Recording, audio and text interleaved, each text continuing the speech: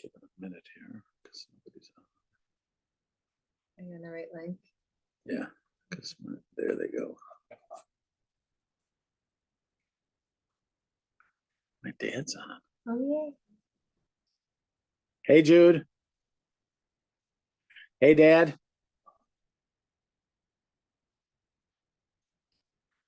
They're silent, but they're on. In your headphones, is it above the? Yeah. You should just close. Hi. Hello. How are you, Jude? I'm good. How are you?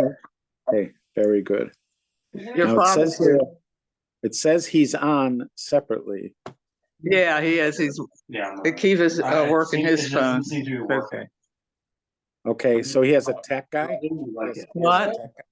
Do you want So he it has in a your ear? tech. Akiva's his tech guy? I'm not great at it. Just try. I just want to listen. Okay.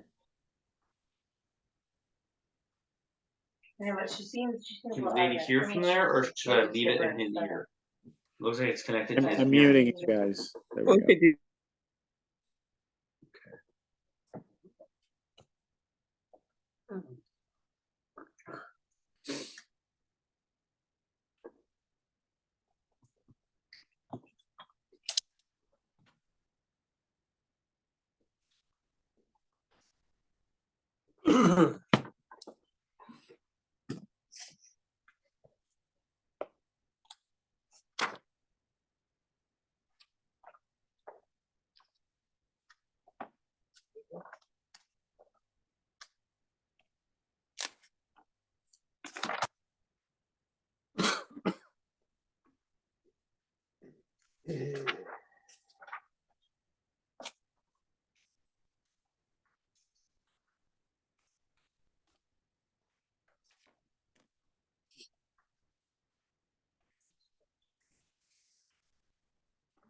So there's Aviva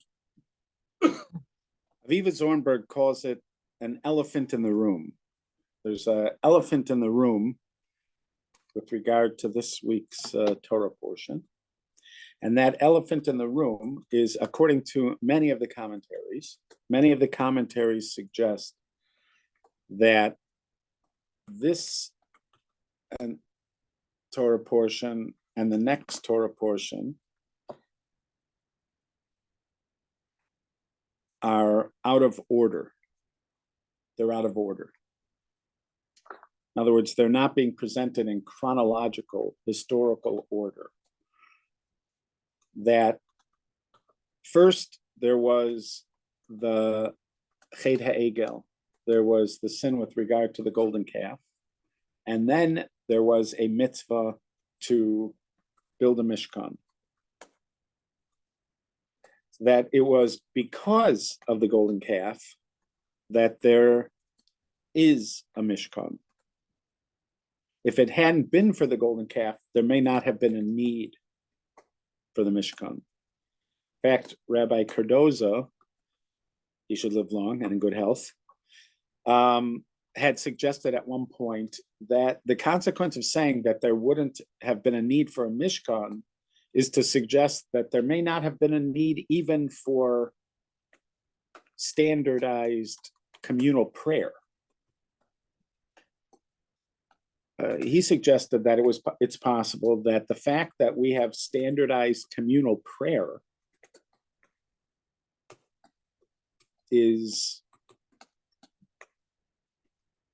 goes hand in hand with the Mishkan. If you look at the organization of our prayers,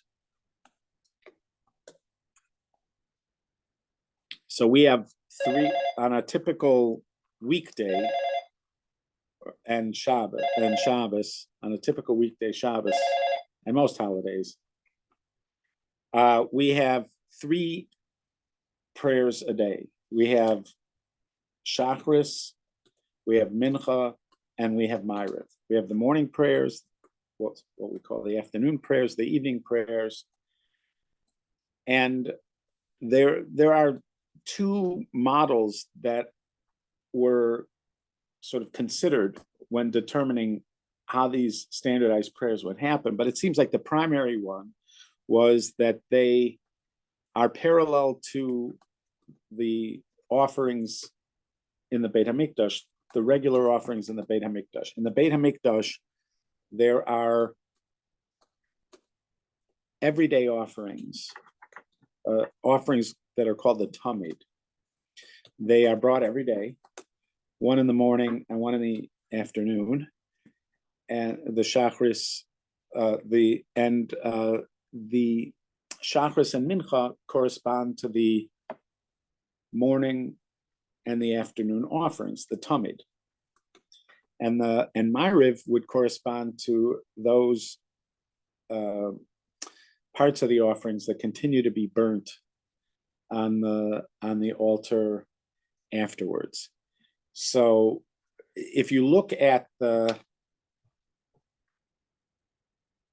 model for our structure of organized, standardized prayer, they seem to correspond with the korbanos. So it makes sense to suggest that there would not necessarily have to be standardized, organized prayer if there wasn't a Mishkan. So if there wasn't a Ched HaEgel, if there had not been a sin involving the golden calf. There is another model, which is the prayers of Avram, Yitzchak, and Yaakov. Avraham, it is suggested, is the founder of Shachris. Yitzchak is the founder of Mincha, and Yaakov is the founder of Ma'ariv, and these are based on verses in the Torah. They are not necessarily communal prayer. These were individuals who were praying, but they also form a kind of model for what are our standardized prayers in the were the offerings in the Beit HaMikdash. And let's start over. They are also a model for our prayer times. They may not be as much a model for communal prayer, but they are a model for our prayer times, or the fact that we pray 3 times a day. So again, Rabbi Cardozo suggests that it's possible that our prayer would have been spontaneous prayer. There is an opinion, the Rambam's opinion, Maimonides' opinion is that organized prayer as we have it is rabbinic. That biblically prayer, that's the Ramban. I'm misspeaking a lot. We'll be okay. My mind is regathering itself. It's trying to put itself back together. Back in TLC mode. Right. So the Ramban is the one who says that communal prayer is rabbinic. But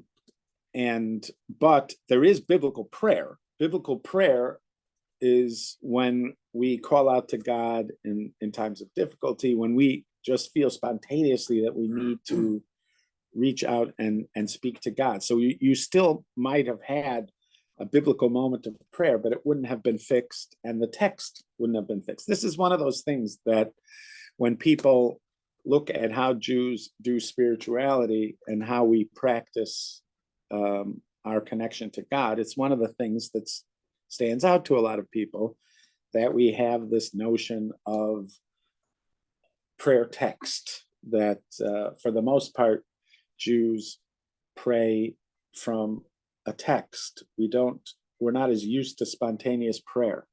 When I'm on those pastors' trips, they only, they do spontaneous prayer since they're little. And so every day starts off with a prayer.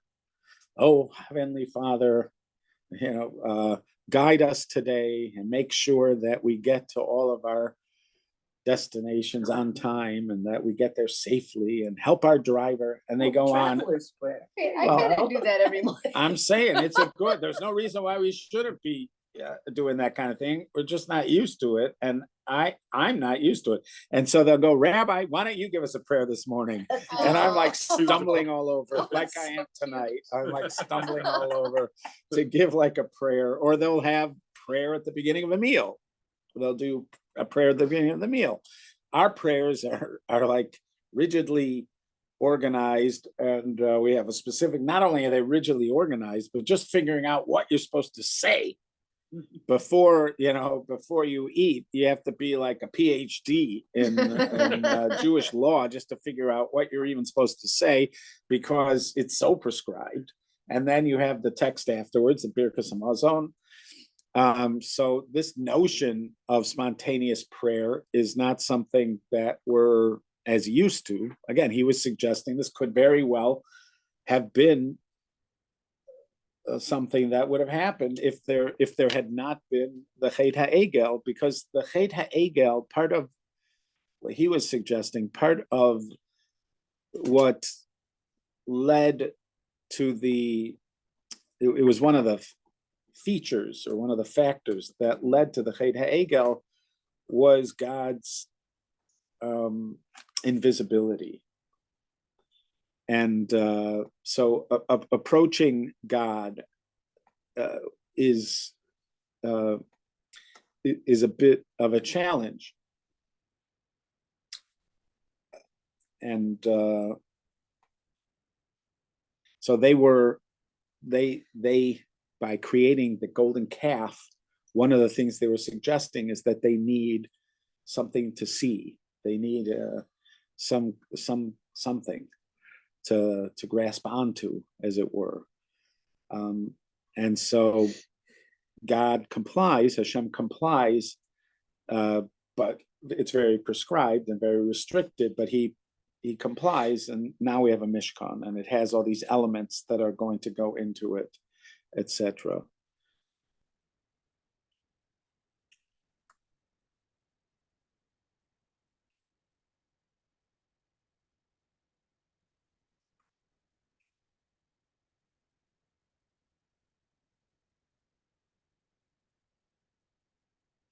Could go in one or two directions here. My brain is trying to figure out. I had a planned direction to go in, but my brain's trying to figure out if it should. It wants to veer off if it wants to veer off course. I feel like I want to veer off course, but that's always dangerous. When political advisors have a candidate. I once saw a panel with different famous political consultants, and they all agreed that the moment that gives them most anxiety was when they see their candidate go off script. They start getting very nervous and want to shout, "No, just stick with the script."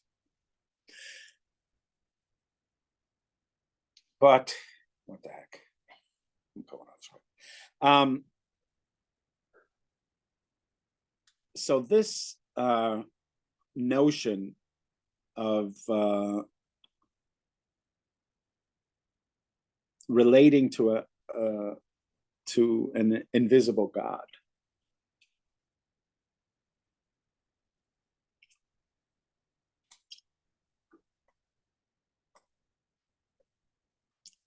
In a way, not just relating to an invisible God, but relating to an invisible God in a manner that you feel moved to. Obviously, there would have been law.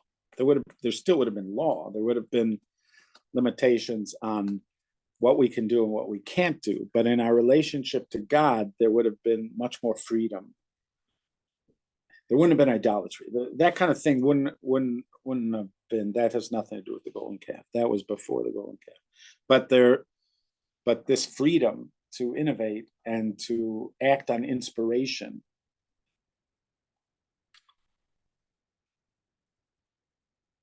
So it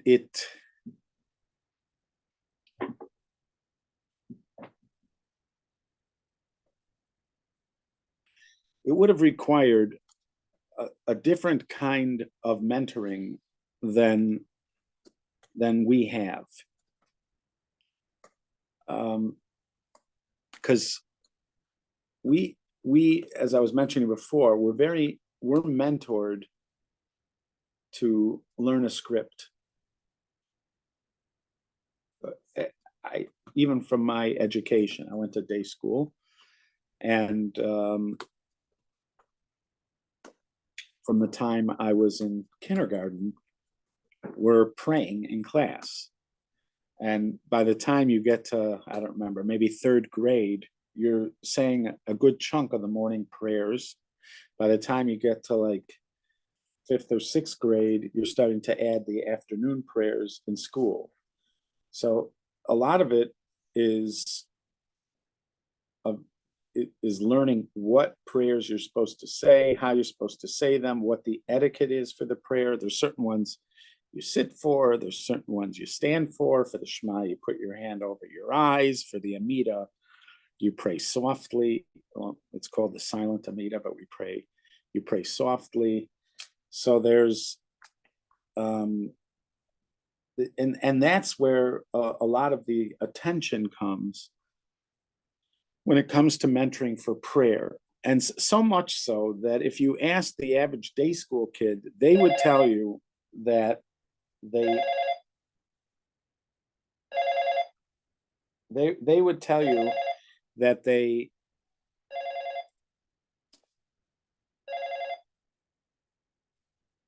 don't really like prayer. If you ask them, like, what is your favorite part of the day?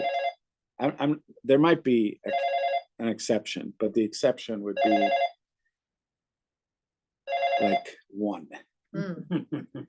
That would say to you that their favorite part of the day is prayer, and especially studying about prayer. So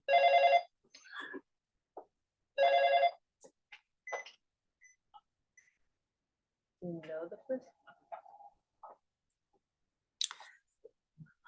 I taught a class on prayer when I was teaching in seminary in Israel. I taught at a school called Shayera. I had a friend who was appointed the dean of the school, and he decided he's going to shake things up a little bit, and he wanted to hire some different people to teach there. And he asked me if I wanted to teach there, and he wanted me to teach tefillah. He wanted me to teach prayer. And I told him I don't want to teach prayer because nobody likes that. Nobody wants to sit through it. They're typically boring classes, because typically what is taught are the meaning of the words, the history behind the choices of the prayers, the design. It's just stuff that's not that exciting. And so I didn't want to teach it. And he said, well, what would you do? And I said, if I taught prayer, I would do it as an experiential process. We would pray together. We would do prayer. In other words, we would pray together. So he said, I don't care what you do, as long as you have a syllabus and and it looks like an organized class, I don't care how you do it. So I got to teach prayer at this school, Shayera, and it was a transformative experience for me. So what we did was, for the first part of the course, that first year, I felt like we needed to have a shared language of spirituality, that we're all on the same page when we're using terms and stuff. We're all on the same page. So I used a Breslov book. I think it was called Under the Table and How to Get Up by Rabbi Avram Goldblum or something. And then we eventually started to meditate together, to do meditation together. And the meditation itself was became meditative prayer. And so, but this was an attempt to find a way to prayer that allowed for a kind of intuitive, more spontaneous involvement in the experience. This was not, eventually we did meditative traditional prayer. In other words, we did the communal standardized prayer using meditative techniques, but initially the meditative prayer was spontaneous prayer. The first time that we did the meditation, they didn't know that this was coming. And so there was, let's say, 30 young women in the class. They're set up, around tables. And we just, I show them how to meditate, and we meditate together. And it's a guided meditation. Initially, it's just to relax, breathing deeply, relaxing. I'm giving them some guided imagery just to help with the relaxing. And then, but at one point, I asked them, think of something that you would really like, something you really want. Doesn't have to be something big. And I let them think about it for a little bit. And then at some point, I instruct them to ask God for it, for that thing. And then we meditate for a little while longer, and then we wake up out of the meditation and we talk about it. So there were some of them that never really got into the meditation. A couple of them, there were several of them that for whom just meditating was really cool and meaningful.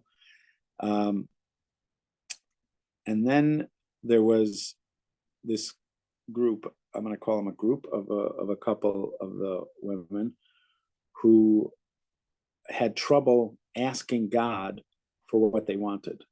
In other words, they had something they wanted, but they had trouble asking God for it. So one of them said that she had trouble asking God for it because she didn't think God would want her to have what she wanted. She was a smoker, and she wanted a new kind of lighter so that's what she wanted, but she didn't think God wanted her to have it. So we had a bit of a discussion about that. And then there was another one who said that she felt what she wanted was too petty. Because part of what I had suggested to them is that they shouldn't shouldn't feel compelled to ask for something very big. It should just be something you want, just something you want. So she felt it was, I don't remember what it was particularly, but she felt it was just too petty. It was too little for God. And so we had a conversation about that. It led to really wonderful conversation. Eventually, we each one prayed for something. We had the exercise was that you're going to pick something that you want. This was not what happened in the class, but eventually became an exercise. That you're going to pick something you want, and you're going to ask God for it, and then you're going to keep a journal for the next week and notice if anything's happening about what it is that you wanted, so you could sort of track whether God's answering your prayer or not. So, and that led to all sorts of wonderful conversation and experience. We also practiced the Breslov. This is something that not only Breslov do it, but it's something every Breslover does, which is hispoderus, where you are alone and you talk to God. You just talk to God. You talk to God about your day. You talk to God about, what's bothering you and where he can help you and how you're thinking about him, etc. But you're just encouraged to have a conversation with God every day. I know people that are not Breslovers that do this and consider it one of the most important parts of their day. So this is again, he's quoted as because you're sort of alone talking. You're alone talking about you're talking to God alone. So we practice these kind of different techniques and methods, and we're also having a conversation about connecting to God through speech, which is what our prayer is supposed to be from all different kinds of angles. And we needed to do that because typically we're not trained to do that. We're not trained to think to do that. And we've got this one kind of way of doing prayer. And for a lot of people, it's just not satisfying. If you look at a typical Orthodox synagogue, this is not true of every shul, but this is true of a lot of Orthodox synagogues. You'll notice that the women's section doesn't have that many people in it on a particular day, or even Shabbos. It doesn't have that many people in it. And the men oftentimes come late. Depending on the shul, you could have some people coming right around Kiddush time, as the time to come. And if you ask yourself, why is this happening? I would say it's somehow connected to this original issue, which is that the kind of standardized, organized model that we have is not as approachable to people. Even people that have been trained to do it since they were young are not necessarily feeling it, what it is that they're supposed to be getting at it, how they're supposed to do it. And therefore it's not satisfying. It can be, and there are many who have learned, especially people that have gone on to post high school study. There are many that have learned techniques and methods to bring out what was the intended experience in organized prayer. But for a lot of people, it's just not meaningful. I remember there was a couple. They were actually friends of mine since high school, but I sort of reconnected to them when I moved back to Chicago after being in Israel for many years. And so the woman, the wife, belonged to a women's tefillah group. And this group survives on sort of the edge. There's controversy about it. They try to make it halachic, within halachic bounds, but there's some questions about it. It functions on a kind of on a certain line. And I remember having a frank conversation with her, saying, like, if women want to pray and they want to pray together, they have this opportunity to pray in a way of their own design. Why are you taking the structure and the prayer? Why do you want to insert? Because and this is part of there's a kind of Orthodox feminism, which was more, I think, expressive maybe a couple decades ago. You don't hear about it as much now, but there was a kind of clamoring for representation in the synagogue, a clamoring to be part of the decision making in the synagogue, but also represented with women prayer leaders and women involved in elements, all sorts of elements of the service. And there have been these kind of hybrid Orthodox groups that get together that have worked in that direction, which her women's tefillah group was sort of working in that direction. And I just was like wondering out loud to my friend, like, why would you do that? Do you see what's going on in the synagogue? Do you see how few people are getting satisfaction in the synagogue by design, the way it's designed? So why are you trying to move in there when you have the freedom to have a prayerful experience of your own design, and maybe include elements that would speak to the prayerful experience or prayerful options of the individuals that are trying to meet? Why try to recreate something that really is struggling? That it is my own characterization that it is struggling.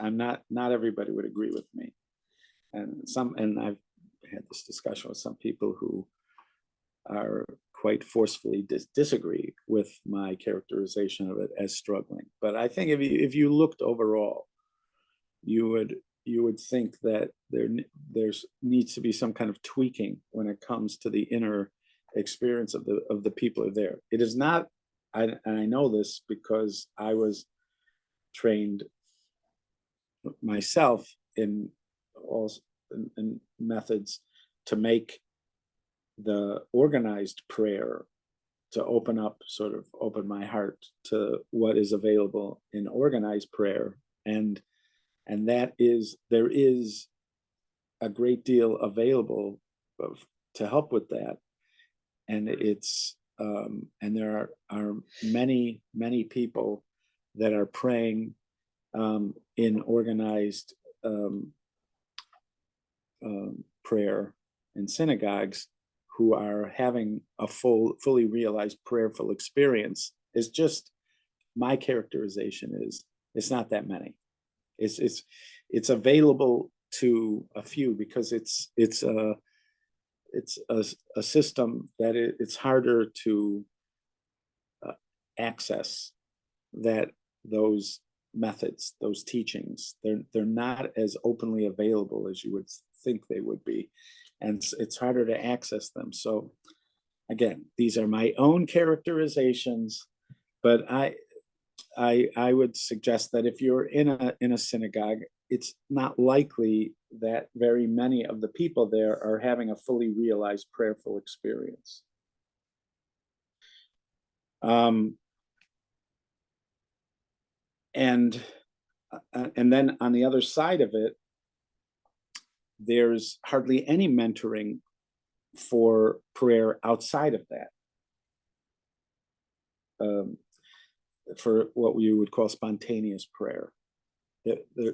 And Breslov, they have a Spodidus, and it's a big part of their service of God, his Spodidus, and it has spread beyond its boundaries. So as far as spontaneous prayer, that is a method that is being taught, but it's again, you'd have to know that Breslov's doing it, and the people outside of and be somewhere in that in their surroundings in order to even know to do that and find out how to do that. There are some publications that are becoming more popular that talk about his Spodidus, etc. But for most people, so you've got this kind of challenge, I'm going to call it, with prayer. The scripted stuff it's not necessarily, I'm suggesting for most people, meaningful. It's not, and part of what's missing is the kind of heartfelt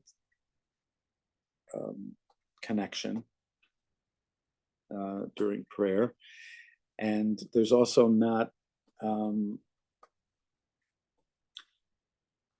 mentoring for spontaneous prayer. That's a big challenge. When you rely on a text, another challenge, this is the problem with going ad lib, and now just saying things that might annoy people or upset people that I'm saying them, but whatever. Another challenge with a scripted text for prayer is that we have trouble paying attention to something for we're not able to pay attention to something for very long. No attention span. Right. So this is another thing, that if you're in a room with a bunch of people praying, when you get to something like the Amida, how long would you guess the average Amida? How long would you guess the average Amida for a person is? You know, the Amida is the 19 blessings that we say, Shachris Minpan Marav. How long would you say? Would you guess? It's sort of a loaded question, right? Because it depends on who you are, where you're davening. Have you attended an Orthodox Sure. thing? Yeah, So many let's say times. you're just guessing, like at the Amida, how long would you say do you think it takes? In an Orthodox shul. Yeah, a personal Before Amida. The guy's personal Amida, not the repetition. Yeah, right. Just before the guy's repetition comes. Right. How long do you think an average person is spending on the 6 Amida? 4 to 5 minutes. You 5 say minutes. 4 to 5? 5 minutes, yeah. 6. 6 minutes? For me, it takes me like 20. because Well, I don't- right, I yeah, it can't takes like me, right. pronounce anything. It takes me a lot longer. And then part of the problem for me is that, this is supposed to be the height of the service where I'm speaking to my creator one-on-one. And then I'm about 2/3 of the way through, and then my concentration is broken because everybody else decides to move on. So I would say 5 minutes or 6 minutes is generous for the average person's Amida. But let's say it was 5 or 6 minutes. So you've got a text in front of you, and you're reading this text. Now, you're mentoring. Even when I was a kid, I was being told you're supposed to pay attention to the words. You're supposed, because these are supposed to be your words. So who could pay attention to something for 5 minutes?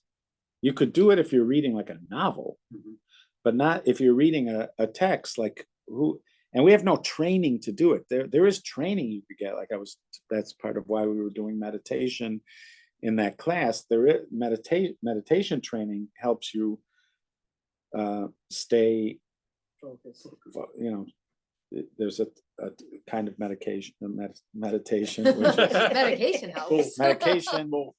I don't know if medication could help. I don't think medication could help, but there's a type, meditation where you're focused on something, and you're focused on your breath, and let's say, and you acknowledge that your mind's going to wander initially, but you keep on bringing your attention back to it. Eventually, the goal is that your focus on your breath can be more consistent and last longer. So there is training you could do, but we were not trained in it, in how to do that. So that's another challenge, that even if somebody has learned techniques to open their heart to prayer, that is it. You may not be staying in the prayer mode for very long because your attention wanders. So there's all sorts of challenges. But again, almost all the attention is on the text, on the standardized prayer or the composed prayer, with hardly any attention placed on spontaneous prayer. And this is also true for many of us when it comes to the rest of our day. How much of the rest of our day is a connection between us and God? Again, if let's say we didn't have the Mishkan, And let's say Rabbi Cardozo's right, that if we didn't have the Mishkan, then you're not you wouldn't have had eventually composed prayer or standardized prayer, communal prayer. So then the expectation would be that we don't need it because we're finding our way to the connection to God in our everyday life. Wherever we are, we're connected to God. But that's also something for which the average person may not feel they have the tools or the mentoring for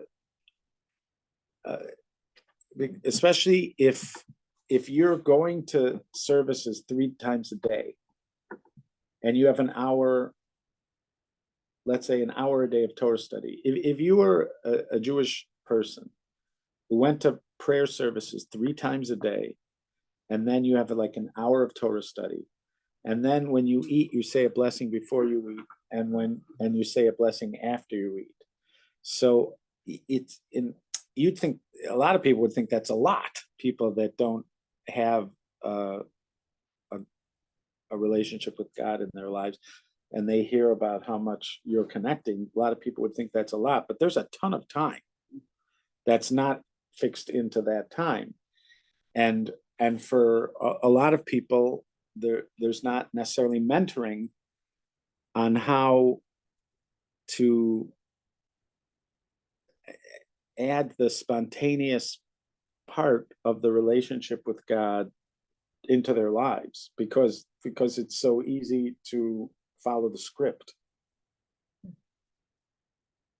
So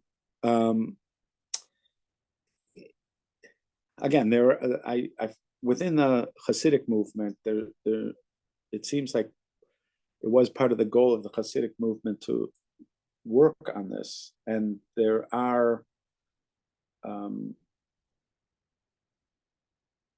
does seem to be some Hasidic mentoring on how to turn those other elements of your day into part of your service of God. But and this may be too much to expect, that you have a large group of people of all different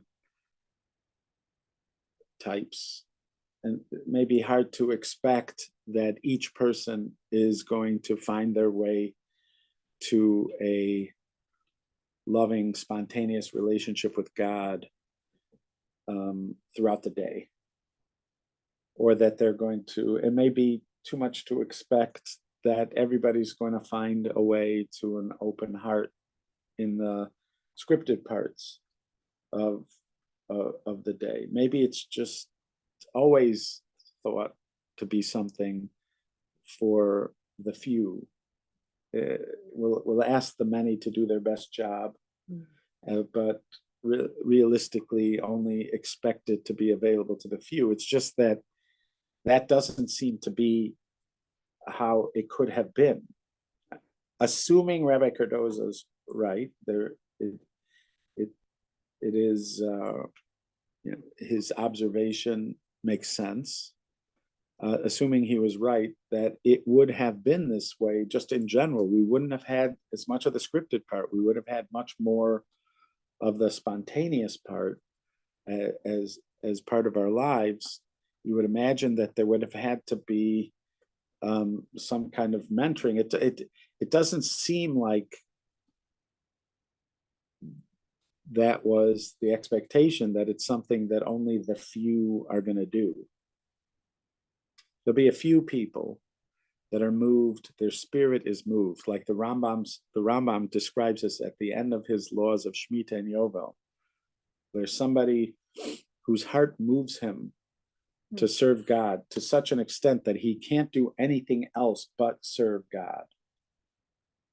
He doesn't want to do anything else, and he really can't do anything else but spend his day serving God. So he suggests that this person can pursue that, and he'll be like the tribe of Levi, whose lives are supposed to be devoted to the service of God and don't have the yoke of a need for earthly work in order to support themselves. So we'll, and maybe that was it. It just doesn't seem like it. It seems like it would have been a kind of expectation. Somebody might argue that the very fact of the Chet HaEgel changed or cemented the way we were to such a point that that spontaneous relationship with God is just harder. And maybe that was a consequence of the Chet HaEgel, that it's just kind of, we're sort of cemented into this need for a more concrete script and things to handle and touch and stuff like that. Maybe that was a transformation that happened there. But it allows for an opportunity to reflect on where we are when it comes to prayer and where the work is. I personally don't want to accept the notion that it's just for the few, that a realized prayerful life was only ever expected of the few. And I'm not going to accept that notion in practice, but who knows? Maybe that was always the assumption, and what we have now is not considered a failure. It's considered people doing their best. The ones who are capable of praying with a full open heart will find their way to doing it. The other people will do the best they can with what's given to them, and everybody's doing their best, and that's all that can be expected. I will tell you that even though I know that it's unlikely that most people are paying attention to the prayer. Let's say you're a minute or two into the Shemona Esrei. So there have been times when I'll be somewhere and I finished the Amida and they're still going. There are places that a mincha, like at the Chicago Community Kollel, if you'd have a mincha there on a regular weekday, it feels like you're davening on Rosh Hashanah. The how long the Amida is, the silent Amida. So there'll be times where I'm finishing it and they're going on for another few minutes. The people are going on for another few minutes, and I'll be thinking to myself, how many people in this room are actually paying attention to the prayer? They're swaying. They're looking, in the direction of the sitter. How many people here are actually praying? So the likelihood is that very few are, because we can't pay attention for very long. So unless you have special training in doing it, where would they have gotten the special training? Unless you have special training in keeping your attention on it for longer, it's just unlikely that your attention's on it longer. So that means, but there's something happening. And this is something that needs to be mentioned. It is powerful in that room. And I've been in the yeshivas where there are hundreds of people in the room, and Hasidic places where there's hundreds. I've been at the Kotel when there's thousands, tens of thousands of people davening. And it is powerful. So something is happening. Something very powerful is happening, even if not everybody is paying attention. I don't know how to account for it. I would not dismiss it. And I don't want anybody here to think that I'm suggesting that we somehow do away with the way. First of all, I don't have the authority to do it. I know that it would be foolish, it would be silly to do away with things as they are, because you can just feel the power when you're there. Something very deep and powerful is happening in that room when it's going on. But the stated goals that people should be able to pay attention or to have some kind of fulfilling relationship or connection to God, when you poll people afterwards, and part of my experience in teaching prayer was I got to hear people's opinions about it.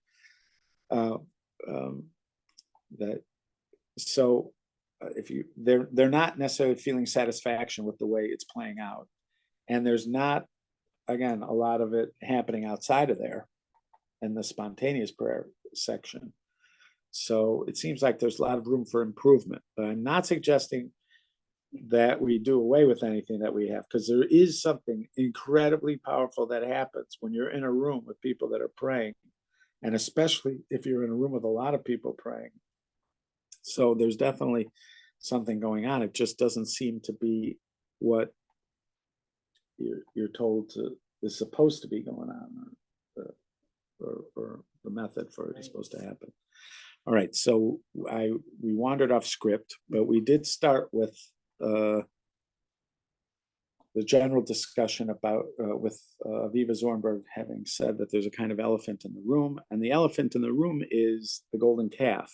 That according to many opinions, this is not everybody's. It's not the Ramban's opinion, and we'll get back to the Ramban's opinion, Nachmanides, that this is not out of order, that we would have had a Mishkan whether there was a golden calf or not. But there are a lot of people, Rashi's put in the camp of people that hold that the reason we have a Mishkan is because of the Chet HaEgel, because of the sin of the golden calf, that the sin of the golden calf already happened, but we're not reading about it. So the elephant in the room is the golden calf.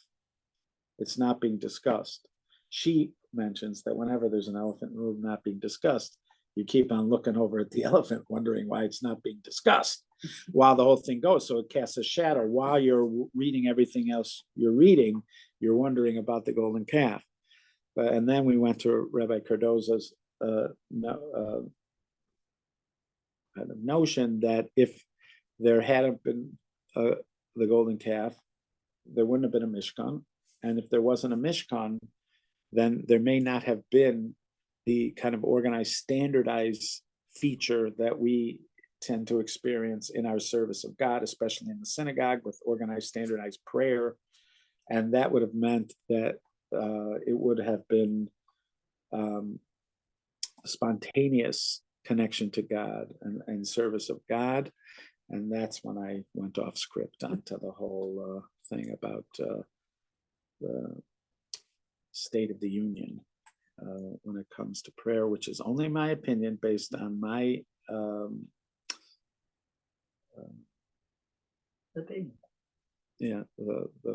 my experience, and there, I'm sure many people that would forcefully disagree with what I have to say. And I didn't say much either, because this is a massive topic and we're only touching on 1 or 2 points on this massive topic. There's much more to do.